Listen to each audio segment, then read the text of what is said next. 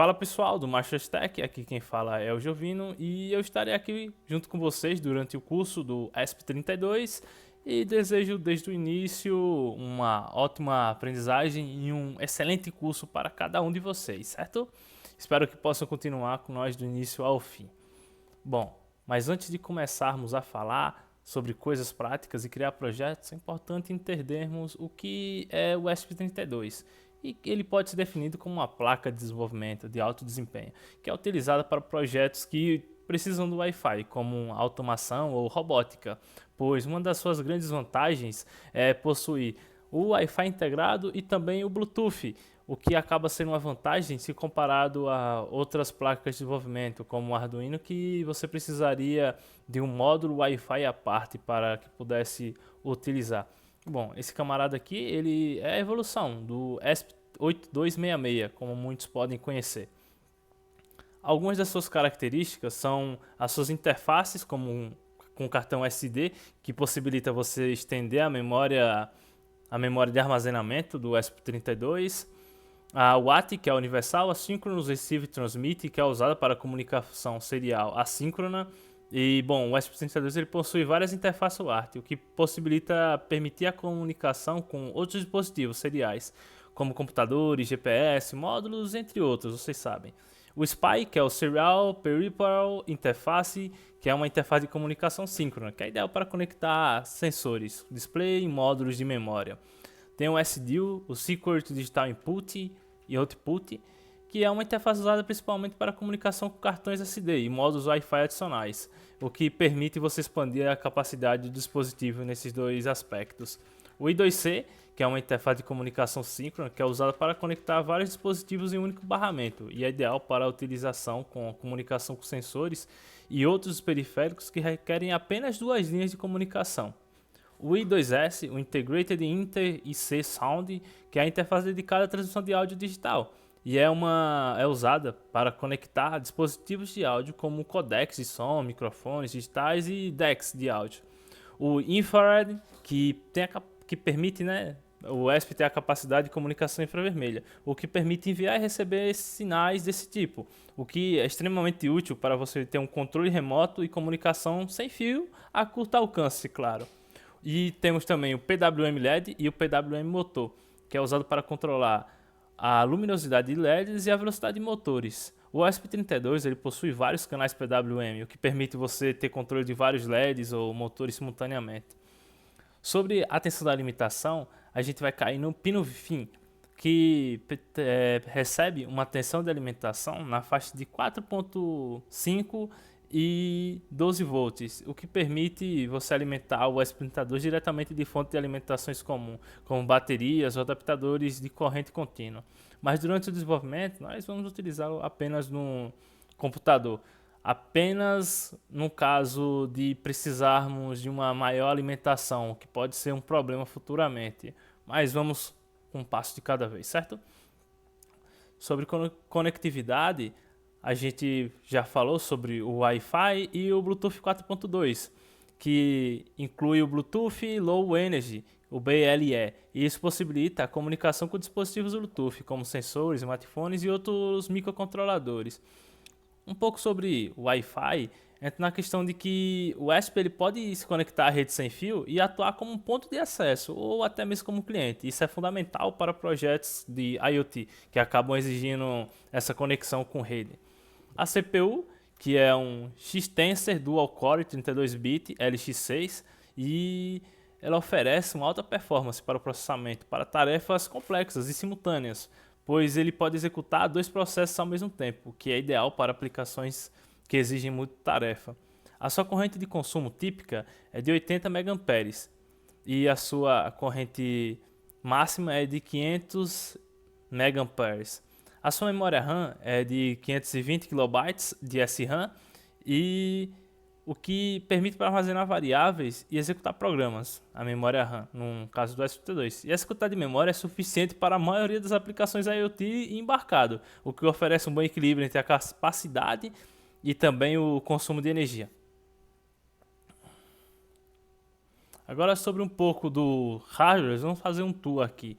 A antena, ele já possui integrada com Wi-Fi e Bluetooth e é crucial para garantir uma boa recepção e transmissão de um sinal. O regulador de voltagem que converte a tensão de entrada pelo VIN, como citado anteriormente, para 3.3 volts e é necessária para o funcionamento do ESP32 e periféricos.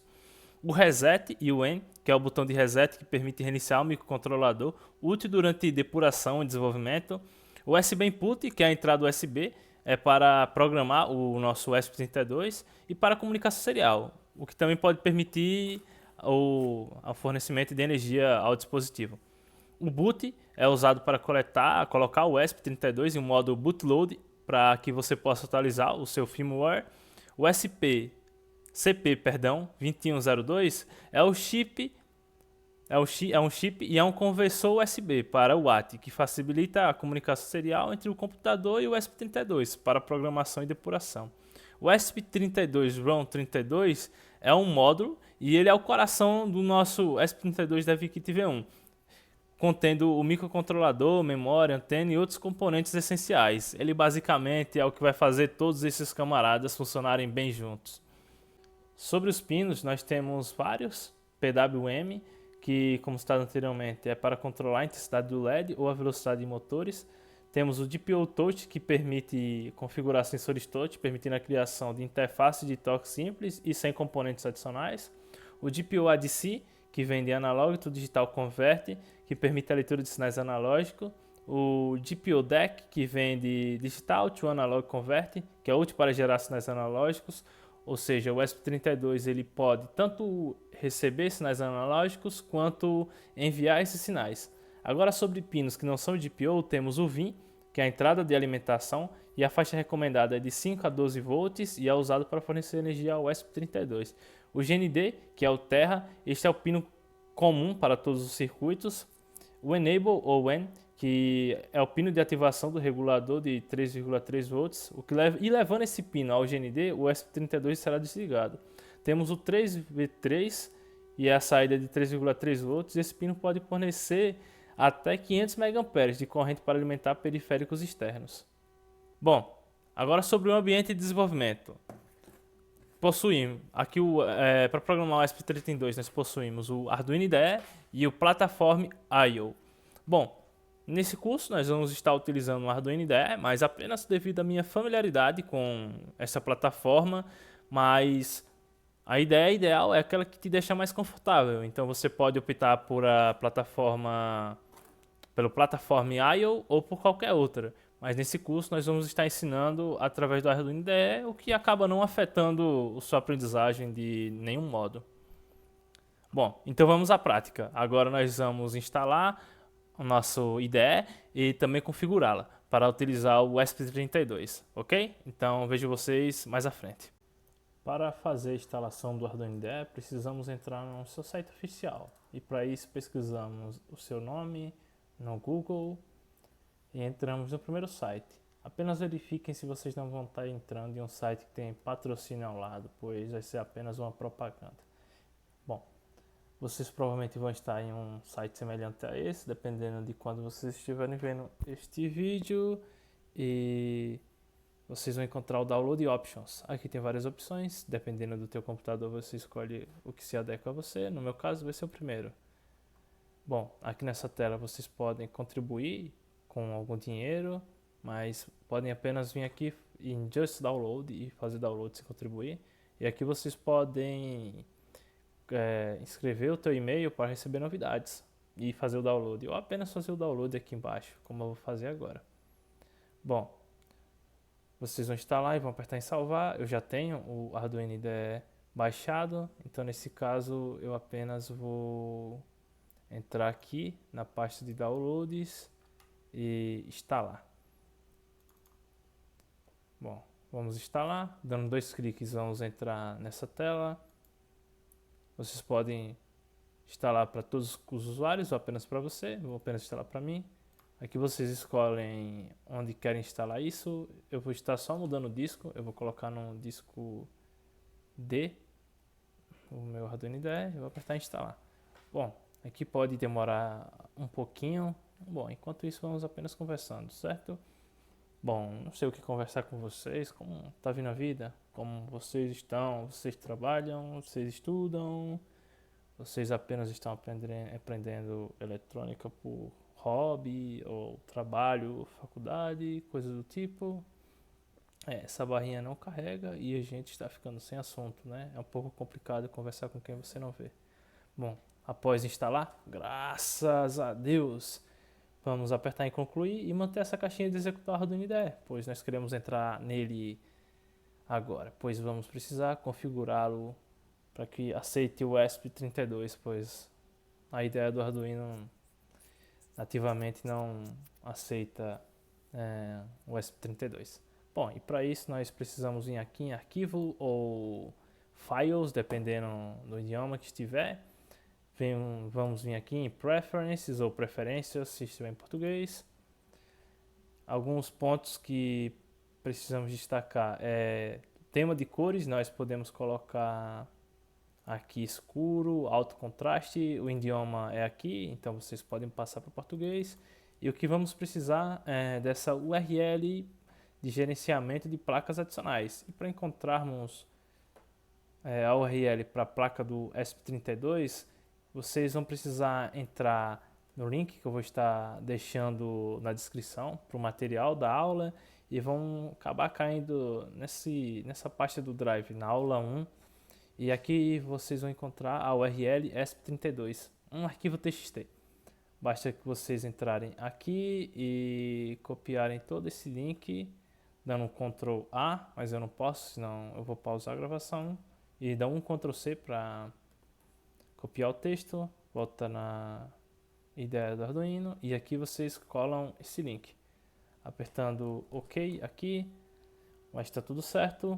Outro ponto antes de continuarmos, é que talvez para vocês estejam pedindo que vocês deem permissão de administrador, caso seja a primeira vez baixando a ideia do Arduino, que eu imagino que seja, e vocês vão aceitando, tá tudo bem, não é nada fora do comum. E aqui provavelmente aqui no canto inferior direito vai estar aparecendo alguns downloads, então não se preocupem, podem sair dando permissão e apertando OK, permitindo instalar. Ele também vai falar de alguns drives que ele precisa instalar e que não é de uma fonte oficial ou algo do gênero, e vocês permitem também, pois é tudo do Adafruit, que é responsável aqui pelo Arduino, não pelo Arduino IDE, mas por esses drives que o Arduino IDE utiliza. Bom, e aqui, ou é também da Arduino IDE, eu realmente não sei, peço desculpas. Bom, aqui em ferramentas, vamos em ferramentas e vamos procurar essa opção de placas. E aqui em placas a gente vai em gerenciador de placas. Apertando aqui, a gente vai procurar por filtrar a sua pesquisa e vamos procurar por ESP32.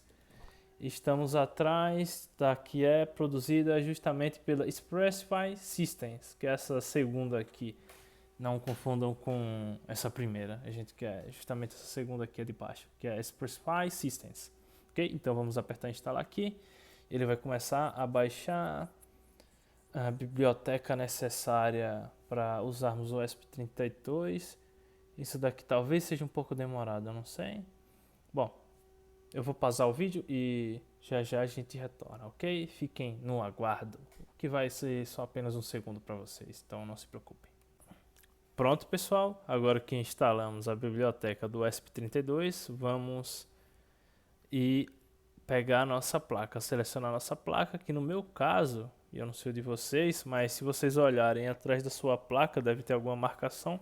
Olhando aqui o meu, é um ESP32 DevKit V1, e vindo em selecionar a placa, a gente vai procurar por uma placa, e aí eu vou atrás da minha. Como eu já conheço a minha, que é um DOIT ESP32 DevKit V1, eu aperto aqui e aperto em OK. Agora, nós vamos pegar os nossos cabos micro USB, conectar nos nossos ESP32 e conectar o nosso cabo no notebook. Isso sempre dá trabalho, não se estressem, certo? Conectei o meu. Vamos aqui em ferramenta, dar um confere. E aqui no meu já está aparecendo o nome da minha placa e embaixo tem a opção porta. Vindo nela, você pode selecionar a COM4.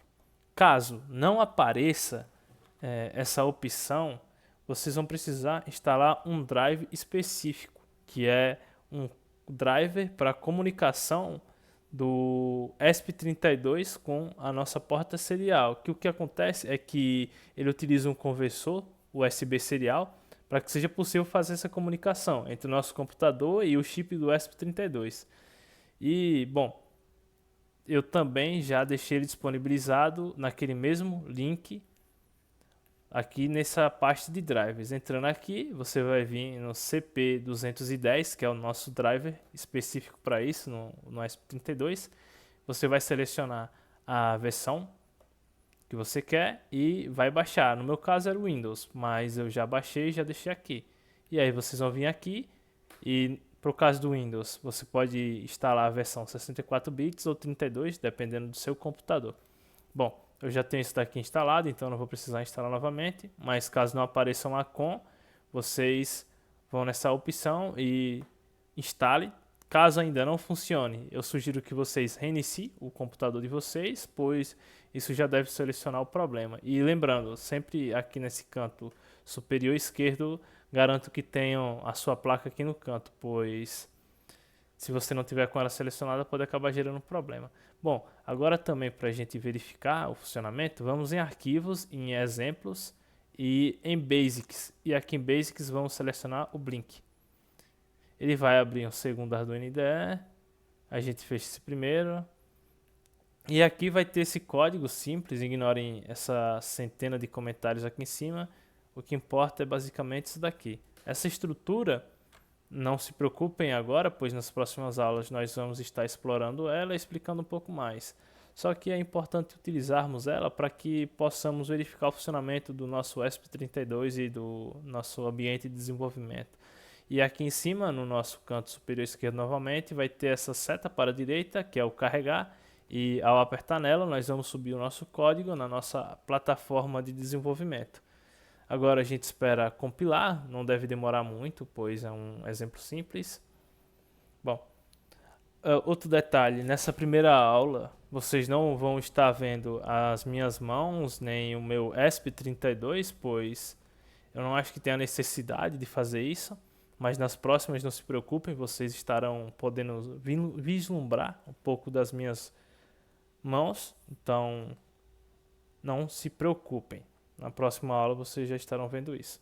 Agora, se vocês olharem, após carregar o código no ESP32, vocês vão estar vendo que tem o LED vermelho, que é padrão de estar ligado, e um LED azul vai estar piscando a cada 1 segundo na sua frente, no ESP32. Ao lado da luz vermelha vai ter um LED azul piscando.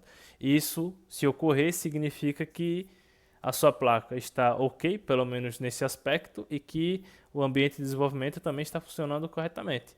Então, por essa aula é isso. Nela nós aprendemos um pouco sobre o que é o ESP32, para que ele serve, algumas das suas características, tanto de hardware quanto de pinagem. Nós instalamos o ambiente do Arduino IDE no nosso computador e configuramos ele para a utilização do ESP32, o que pode acabar sendo um pouco estressante, então não se preocupem, isso não significa que vocês não têm uma veia para eletrônica, é apenas um processo um pouco chato, então tenham paciência. Nas próximas aulas, acho que será um pouco mais divertido e mais interessante, pois nós já vamos estar fazendo coisas mais práticas, não apenas falando e configurando o ambiente, certo? Então, por essa aula é isso e espero poder ver vocês na próxima. Então, até lá!